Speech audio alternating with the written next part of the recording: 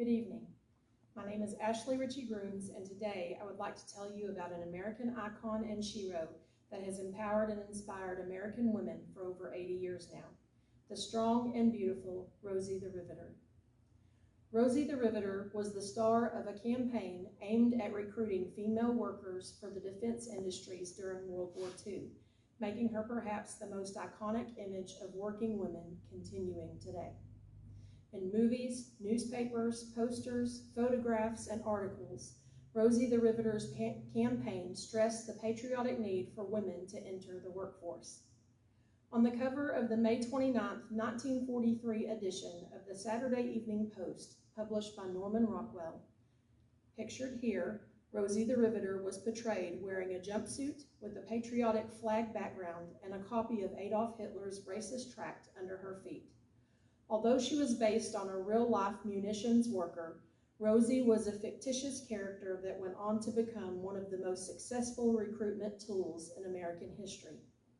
Though Rockwell's image may be a commonly known version of Rosie the Riveter, her prototype was actually created in 1942 by a Pittsburgh artist named J. Howard Miller and was featured on a poster for Westinghouse Electric Corporation under the famous campaign headline, "We Can Do It," as pictured here and on my shirt. Between 1940 and 1945, the industrial force of America was deeply impacted by the flux of males enlisting for military service during World War II, leaving gaping holes in the American labor force. As a result, women entered the workforce in unprecedented numbers. In fact, according to History.com, the female percentage of the U.S. workforce during World War II increased from 27% to nearly 37%, and by the war's end in 1945, nearly 1 out of every 4 married women worked outside of her home. It was also reported that more than 310,000 women worked in the aviation industry, making up 65% of the industry's total workforce. Women stepped up to serve, and the impact of their labors on the home front not only helped to win the war, but changed the workforce forever.